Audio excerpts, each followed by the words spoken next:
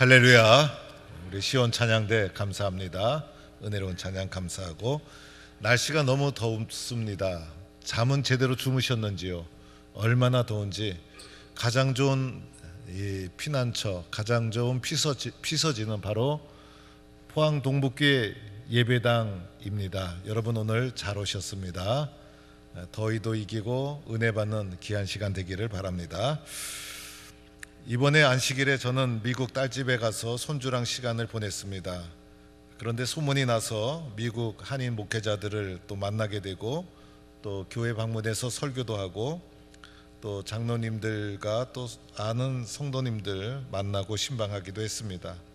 담임 목사가 미국에 갔다 오면 1년 동안 미국 이야기만 한다는 설이 있습니다. 저는 1년 동안 하지는 않겠습니다. 여러분 긴장하지 마시기 바랍니다. 조금 하더라도 여러분이 이해해 주시기 바랍니다. 미국에서 만난 목사님의 간증을 듣게 되었는데, 목사님은 아무것도 없는 가운데서 한인 교회를 개척하게 되었습니다. 교회가 조금 부흥한 후에 이제 건축을 하게 되었는데, 교회 건축을 자그마치 11년이나 하게 되었다는 것입니다. 교회 건축은 한 3년 정도 하고 마무리해야 되는데 11년 했다는 것은 엄청난 어려움이 있었다는 것이죠. 그래서 중간에 건축을 하다 성도들이 힘을 합쳐서 열심을 다했지만은 부도가 나는 상황이 되었다는 것입니다. 엄청난 위기가 닥친 것이죠. 그러던 어느 날 우편이 하나 도착을 했는데, 뜯어보니 그 우표 편지 안에는 자그마치 30만 불의 수표가 있었다는 것입니다. 30만 불 하니까 놀라시는 분이 아무도 없는데, 한국 돈으로 환산해 보면 한 4억 5천입니다. 그래도 놀라지 않아요, 우리 성도님들은.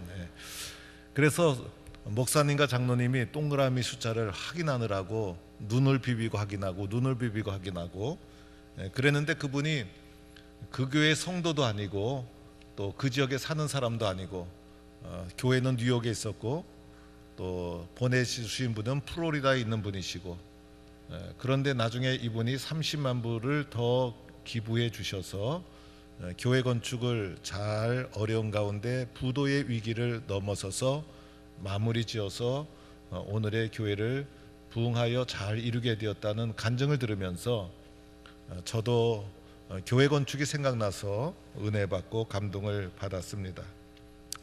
우리 모두는 하루하루 어쩌면 기적을 바라며 살아가고 있는 것이죠. 여러분은 기적이 있다고 믿습니까?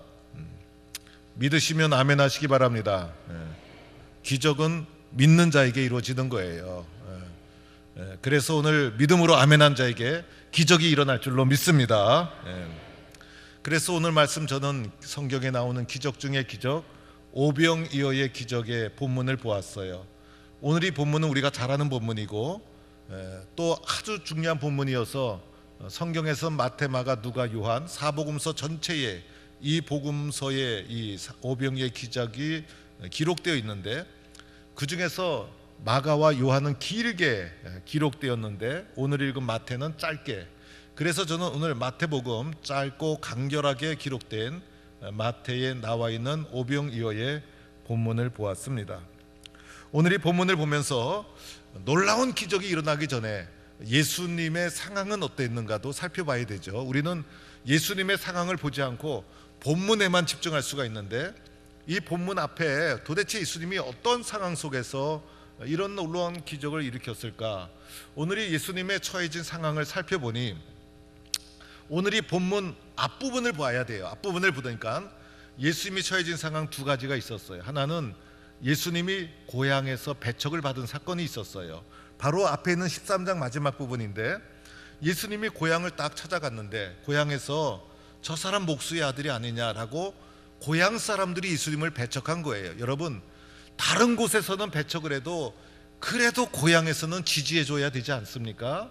그런데 믿었던 고향에 가서 배척을 받았어요. 특히 저 사람이 목수의 아들이 아니냐라는 것은 예수님의 신분을 거론하면서 예수님을 무시하고 배척하고 이렇게 하는 이런 태도라고 할 수가 있어요. 그래서 선지자가 자기 고향과 자기 집 외에서는 존경을 받지 않음이 없느니라 라는 말씀도 이때 나온 말씀이에요. 그래서 고향에서 배척을 받으니 예수님의 마음이 얼마나 상심이 되었을까. 그래서 예수님이 상심하고 외롭고 힘든 상처받은 심령이 예수님의 상황이었다 할 수가 있어요. 또 그 앞부분에 또 하나가 있었는데, 그거는 14장 말씀이 오늘 시작되는데 나오는 말씀이죠. 오늘 말씀도 그 말씀을 들으시고 이랬는데, 어떤 말씀을 들었냐 하면 바로 앞부분에 있었던 세례 요한이 목배임을 받아 죽은 사건이 있었어요. 여러분, 이 세례 요한은 예수님이 존경했던 사람, 그래서 세례 요한에게 예수님이 세례를 받았어요. 그리고 세례 요한은 유대의 모든 사람이 존경하던 선지자였는데, 헤롯이 세례 요한을 잡아다가 목베어 죽였다는 거예요. 여러분, 이게 얼마나 충격적이에요. 재판도 없고 뭐 절차도 없이 그냥 권력을 가지고 존경받는 세례 요한을 목을 베어 처참하게 죽였던 충격적인 사건이 있었던 거예요. 이런 예수님의 상황 속에서 예수님이 너무나 마음이 상심되어서 이 멀리 떠나서 빈들로 가셨다는 것이 오늘 예수님의 상황이었어요. 그래서 예수님의 상황은 외롭고 충격적이고 힘들고, 그래서 오늘 예수님은 위기적 상황 속에서 홀로 빈들에 간 상황이 예수님이 처해진 상황이다라고 할 수가 있어요. 이런 위기가 우리의 삶에 닥칠 수가 있는 것이죠. 그런데 예수님이 홀로 빈들에 가셨는데 이 소문이 나면서 많은 사람들이 몰려들었다. 그래서 오늘 말씀에 보면 빈들이라는 단어가 반복이 되는데, 여러분, 빈들은 광야와도 같은 곳, 그래서 아무것도 없는 곳, 뭐 상점이 있습니까? 마켓이 있습니까? 호텔이 있습니까? 돈이 있어도 아무 쓸모가 없는, 아무것도 의지할 수 없는 이 빈들, 이 빈들에서 예수님이 실패했다, 예수님이 굶주렸다, 예수님이 고난을 당했다, 이 빈들에서 일어날 수 있는 일은 상식적으로 보면 그런 일이 일어나야 되는데, 도리어 놀랍게도 오늘 본문 마지막에 보면 빈들에서 5,000명이 먹고 배부름을 경험하는 놀라운 기적 중에 기적이 일어나게 되었다는 거예요. 여러분, 오늘 이 말씀을 통해서 저는 여러분에게 기적의 원인을 말씀하고자 하는 거예요. 그래서 여러분도 기적의 주인공으로 살아가는 축복이 있기를 바랍니다. 오늘 먼저 기적의 원인을 살펴보았어요. 오늘 말씀에 등장하는 인물을 크게 세 분류로 볼 수가 있는데, 예수님, 제자, 무리들이었어요. 이 세 무리가 어떠한 상황이었나를 살펴보니, 먼저 많은 무리가 빈들에서 몰려들었을 때 첫째로 예수님은 긍휼의 마음을 가지셨어요. 이 큰 무리를 보시고 예수님이 불쌍히 여기셨다. 그래서 이 불쌍히 여기시는 마음을 긍휼의 마음이라 할 수가 있어요. 그리고 다른 번역서에 보면 예수님이 그 무리를 보시고 가슴 아파하셨다, 이렇게 기록되어 있고, 또 이 가슴 아파한 예수님의 이 마음을 원어의 뜻에는 이렇게 해석하기도 해요. 장기가 끊어지는 아픔을 겪었다. 이렇게 예수님이 많은 무리를 보시고 긍휼의 마음, 가슴 아파하는 마음, 장기가 끊어지는 뜨거운 마음, 이런 마음을 많은 무리를 보면서 예수님이 가지셨다. 이것이 예수님의 마음이었었고, 이 예수님의 긍휼의 마음이 오늘 기적의 기초가 되고 있다라고 할 수가 있어요. 두 번째로는 제자들의 마음은 어떠했는가 살펴보니, 제자들이 예수님의 말씀을 듣다 해가 저물고 배가 고프자 제자들이 예수님께, 예수님 배고파 죽겠어요. 내 배고픈 상황을 아뢰지 않았죠? 누구의 배고픔을 아뢰었어요? 이 무리들이 지금 굶주리고 있습니다, 이 무리들이 줄이고 있습니다라고 무리들의 줄임에 대해서 제자들이 공감하는 마음을 가졌다는 거예요. 이 공감의 마음이 예수님의 기적을 일으키는 기초가 된 거예요. 그렇죠, 여러분? 그래서 다른 무리들의 배고픔을 외면하지 않고 공감하는 마음이 제자들 마음속에 있었다. 그래서 예수님의 긍휼의 마음, 제자들의 공감의 마음이 오늘 이 본문 속에 흘러가고 있는 거예요. 세 번째로는 무리들의 모습인데, 무리들은요 말씀에 순종해서 나눔을 실천했다는 거예요. 오늘 말씀에 보니 제자들이 예수님께 이렇게 제안하죠. 예수님, 배도 고프고 날도 저물었는데 이 무리들을 마을로 다 보내서 알아서 먹을 것을 사 먹도록 합시다. 얼마나 합리적이고 얼마나 상식적이에요. 이것은 제자들이 할 수 있는 최선의 방법이었죠. 그런데 여러분, 5천 명이 한꺼번에 마을에 가서 그 당시 음식점이 발달했습니까? 슈퍼가 있습니까? 5천 명의 이 먹는 것은 상식적인 방법이었지만 해결할 수가 없는 제자들의 제안이었던 것이죠. 그런데 예수님이 이때 놀랍게 획기적으로 제안한 방법이 있었죠. 너희가 먹을 것을 주어라. 이것이 예수님의 방법이었어요. 그런데 이들에게는 먹을 것이 어디 있어요, 여러분?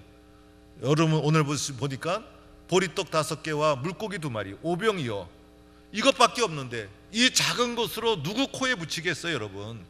5천 명이 나누려면 한 트럭에 빵이 온다든지 밥차가 수십 대가 몰려와서 먹이는 거지, 어떻게 이 작은 거를 가지고 누구 코에 붙이겠어요? 한 사람이 먹어도 배부르지 못할 양식인데. 그런데 이렇게 작고 작은 것이지만은 예수님은 이것을 감사기도 하셨죠. 여러분, 작다고 감사기도 못할 것 없는 것이죠. 작아도 감사기도. 그리고 나서 예수님께서 이것을 떼어서 제자들에게 주었고, 제자들은 또 이것을 떼어서 무리에게 주었고, 또 받은 무리들은 이것을 또 떼어서 무리에게 주었고, 나눔의 실천이 일어났다는 거예요. 여러분, 작다고 나누지 못하는 것이 아니고 꼭 커야만 나누는 것이 아니죠. 예수님 말씀에 순종해서 나눔의 실천이 이루어진 이 현장이 기적의 씨앗이 되었다는 거예요. 오늘 이 오병이어의 놀라운 사건 속에 담겨있는 기적의 기초 보면 예수님의 궁일의 마음, 그 다음에 제자들의 공감의 마음, 그 다음에 무리들의 나눔의 실천, 이 3가지가 조화를 딱 이루면서 놀라운 기적이 창출되었다는 것이에요. 우리는 이 모습을 잘 보아야 돼요. 우리가 놓지 말아야 될 것이 뭡니까? 긍휼의 마음, 공감의 마음, 그 다음에 나눔의 실천. 이 마음을 우리가 마음속에 훈훈하게 가지고 있을 때 그것이 기적의 출발이 되고 기적의 바탕이 되고 놀라운 오병이어의 기적이 일어나는 현장에서 있었던 것이 바로 이러한 긍휼과 또 공감과 나눔의 실천, 이것을 우리가 주님의 소중한 정신으로 마음에 잘 받아들여야 하는 거예요. 그리스 신화에 나오는 이야기인데, 그리스 청년 나르키소스가 연못을 바라보는데 연못에 자기 얼굴이 딱 나타나는데 아무리 봐도 자기 얼굴이 너무 잘생긴 거예요. 그래서 연못에 비춰진 자기 얼굴을 보면서 너무나 아름답고 너무나 잘생기고 너무나 귀하게 생긴 자기 얼굴을 사랑하게 됩니다. 그래서 연못에 비춰진 자기 얼굴과 사랑에 빠져서 연못에 비춰진 자기 얼굴과 입맞춤을 하려고 하다가 그만 연못에 빠져 죽었다는 이야기입니다. 그래서 여기에서 기원이 되어서 자기만을 사랑하는 사람, 자기 중심적인 존재, 자기 아름다움에 도취되어서 과하게 자기만을 사랑하는 자기 중심적 사람을 나르시시즘이라고 합니다. 그리고 나르시시즘인 사람을 가리켜 나르시스트라고 합니다. 줄여서 이것을 나르라고 별칭하기도 합니다. 적당히 자기를 사랑하면 괜찮죠, 여러분. 우리는 나를 사랑해야 되잖아요. 그런데 나를 사랑하면서 동시에 이기적인 나에 집착하는 사랑은 우리가 안 되는 것이죠. 자기 객관화가 좀 잘 이루어져야죠.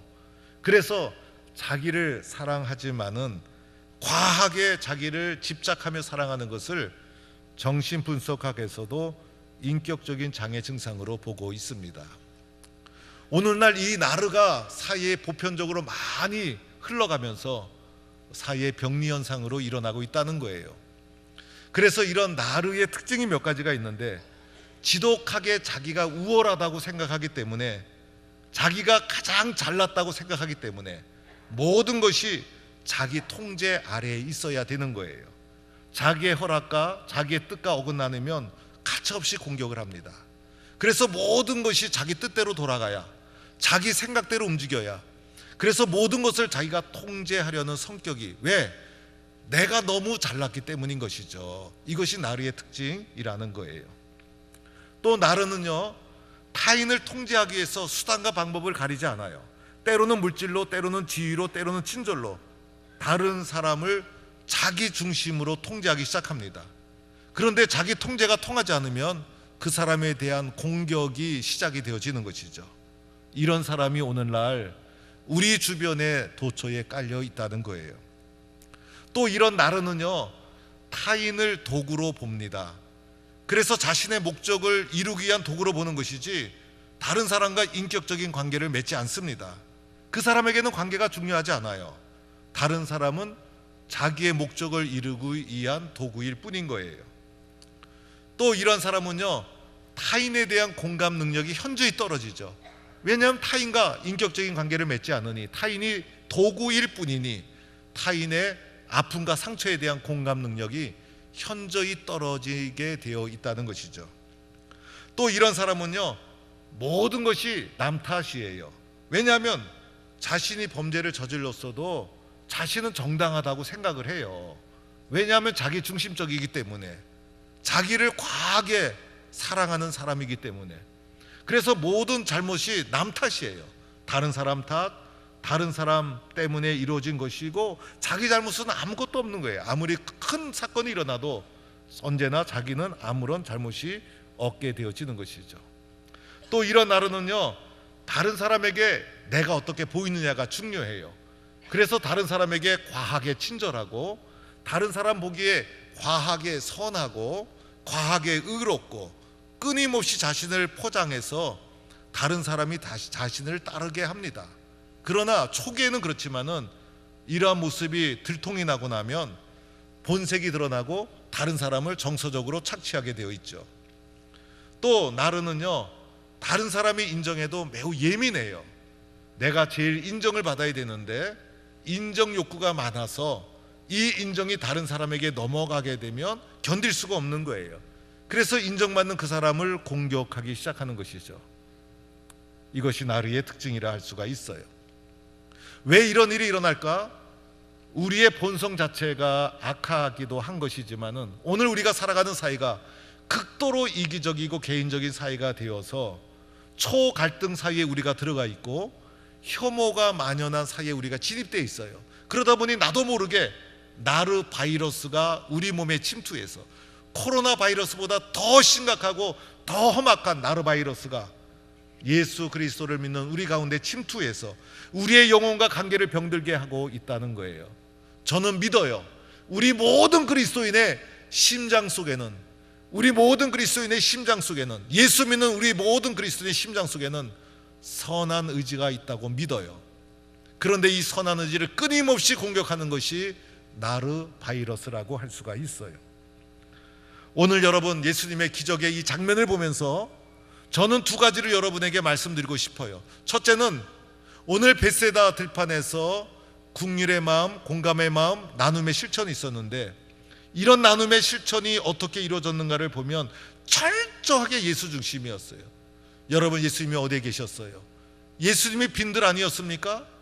빈들은요, 쫓겨나서 귀양 간 사람들이 가는 곳 아닙니까? 우리에게 적용해 보면 아무 힘도 없고 아무 능력이 없는데 오직 예수님만 바라보고 사람들이 나온 거예요. 그리고 오직 예수님의 말씀만 들은 거예요. 예수의 말씀을 들으면서 시간 가는 줄 몰랐던 거예요.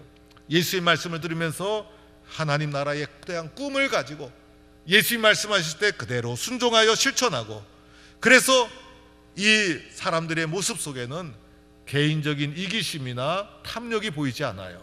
오직 예수님 중심으로 말씀을 사모하고 예수님 중심으로 모여있는 공동체의 모습을 보게 되는 것이에요.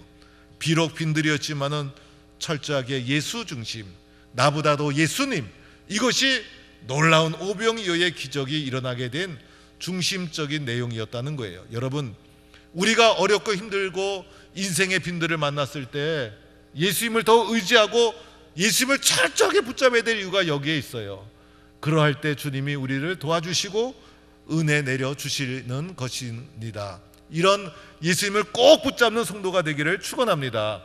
둘째는요, 오늘 말씀 속에 보면 오병이의 기적은요, 관계 중심이었고 인격적인 관계 속에서 일어나고 있다는 거예요. 여러분 오늘 보니까 예수님은 수많은 무리를 보시고 목자 없는 양과 같이 궁일이 여기시고, 제자들은 무리들의 배고픔을 공감하고, 무리들은 예수님의 말씀에 순종해서 작은 것이지만은, 이거 내가 먹어도 배부르지 않은 작은 것이지만은 이것을 꺼내어 나눔을 실천하고, 그래서 오늘 말씀에 보면 철저하게 관계 중심적이고 인간적인 냄새가 물씬 풍기는 인격적인 관계 속에서 일어나는 기적이었다는 것입니다. 예수님의 기적은요, 로또처럼 갑자기 당첨되는 것도 아니고 하늘에서 떨어지는 것도 아니고 인간관계 속에서 일어나는 것이 예수님의 기적이더라는 거예요. 오늘 우리는 풍성한 시대에 살아가고 있어요. 그러나 행복하지 않습니다. 그리고 아무 일도 일어나지 않아요. 그러나 인생의 빈들을 만났어도 낙심하지 말고 긍휼의 마음, 공감의 마음, 나눔의 실천, 주님이 가르쳐 주셨던 벳세다 들판에서 일어났던 그 소중한 마음을 우리가 가슴에 품는 거예요. 그리고 철저하게 예수님 중심, 그리고 철저하게 서로 사랑, 그러면 그곳에 오병이어의 기적이 일어나게 될 줄로 믿습니다. 여러분도 하루하루의 삶이 오병이어의 기적을 체험하는 기적의 현장이 되기를 축원합니다.